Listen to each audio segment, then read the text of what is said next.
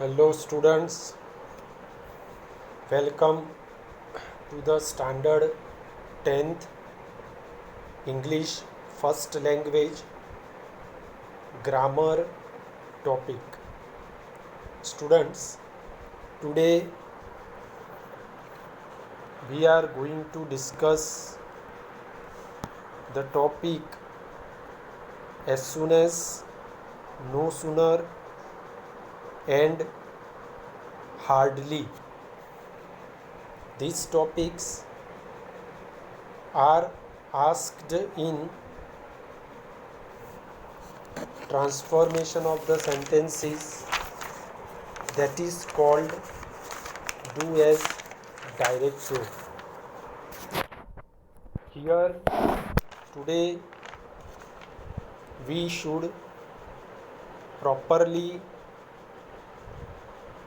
learn that how as soon as, no sooner and hardly can be used in a sentence, and how can we convert as soon as into no sooner, and no sooner should be converted into as soon as और hardly. आज हमें ये पढ़ना है कि as soon as, no sooner और hardly को instruction जो ब्रैकेट में दी जाएगी डू एज डायरेक्टेड में, उसमें किस तरह से कन्वर्ट करना है. आपको ये पैम्फलेट और वगैरह की copy I have sent to you, उसमें आपको देखना है और उसको समझना है. First of all we should begin with as soon as. The use of as soon as is, it is used to denote two simultaneous past action. इसका use कब किया जाता है कि जब दो पास्ट एक्शन, पास्ट में जो दो एक्शन साइमेंटियस हुई है, साइमेंटियस दैट इज ब्रैकेट में लिखा है the two past actions happening at the same time. At the same time दोनों एक्शन एक के बाद एक होती है. एक एक्शन होती है उसके बाद दूसरी एक्शन होती है. तो to understand let's go through the following two sentences. अभी इसको हमें समझना है तो हम एग्जाम्पल के तौर से with the help of example we can understand the topic very clearly. For example, I reached the railway station at once the train arrived. Here in this sentence there are two actions happened simultaneously. Both the actions are in past tense and one action happened after another action. दोनों action एक के बाद एक हुई है. Suppose here we can see that two actions, which two actions reached and arrived are two simultaneous actions by the phrase at once. We can understand it. at once के द्वारा हम एक्शन को समझ सकते हैं कि जब मैं रेलवे स्टेशन पे पहुंचा, at once the train arrived, तब ट्रेन अराइव्ड होती आती है.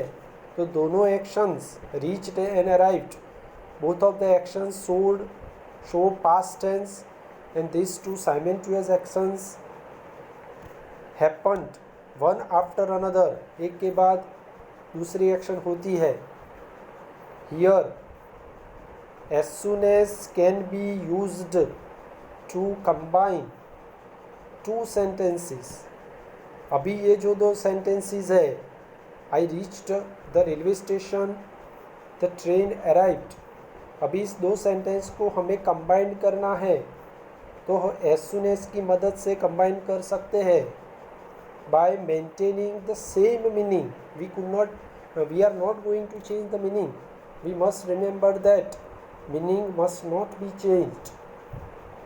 To combine two actions, combine two actions or sentences as soon as should be written in the beginning of the sentence.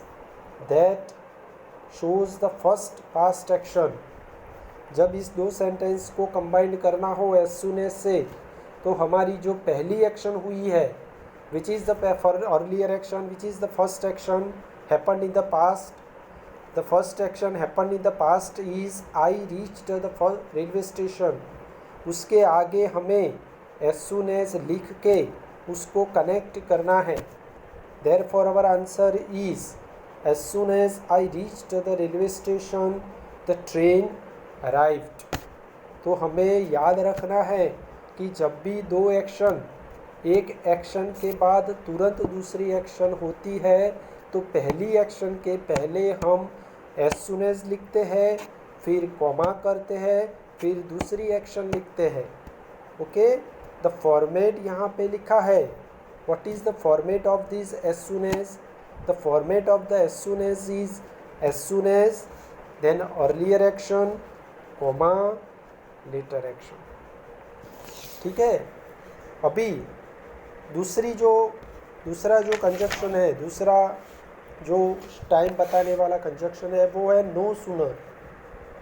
तो नो सूनर कब use किया जाता है? The use of the no sooner is the structure. No sooner is used to talk about something that happens immediately after something else। Means no sooner structure का कब use किया जाता है कि हम ऐसी चीज़ के बारे में बात कर रहे हैं कि जो happens immediately after something else, जो एक एक्शन के बाद तुरंत ही दूसरी एक्शन हुई हो। हम जो अगला एग्जाम्पल था, अर्लियर जो एग्जाम्पल था आई रीच्ड द रेलवे स्टेशन, उसका ही यूज़ करके लिख रहे हैं। तो उसका पहले फॉर्मेट समझना है। Format is very important. Okay, format को हमें अच्छी तरह से ध्यान रखना है। तो फॉर्मेट कैसा है? नो सूनर लिखना है, उसमें फॉर्मेट में थोड़ा चेंज है। नो सूनर के बाद डीड लिखना है। अगर पास्ट टेंस हो, अगर अर्लियर एक्शन का, पहली एक्शन का जो सेंटेंस होता है उसका वर्ब जो पास्ट एक्शन में हो, तो नो सूनर के बाद डीड लिखना है। डीड के बाद सब्जेक्ट लिखना है, सब्जेक्ट के बाद वर्ब लिखना है, फिर अदर वर्ड्स, फिर दूसरी जो लेटर एक्शन होती है, लेटर एक्शन के पहले देन लिखना है। Okay, we must remember that, we should remember that no sooner, after no sooner we must write did. अगर पास्ट सेंटेंस हो तो डीड लिखना है, अगर प्रेजेंट वर्ब में हो तो डू और डज लिखना है। तो no sooner, did, subject, did के बाद कभी पास्ट फॉर्म नहीं लिखा जाता, डीड के बाद प्रेजेंट फॉर्म का वर्ब लिखा जाता है, फिर वर्ब लिखना है, अदर वर्ड्स, और याद रखना है कि दूसरी जो एक्शन होती है उसके पहले देन लिखना है। तो यहाँ पे जो एज सून एज वाला जो एग्जाम्पल था उसको हमने नो सूनर में कन्वर्ट किया। तो एज सून एज की जगह लिखना है नो सूनर, फिर बाद में डीड लिखना है। Why should we write did? Because reached simple past tense का यूज़ किया है। Therefore no sooner did I reach the railway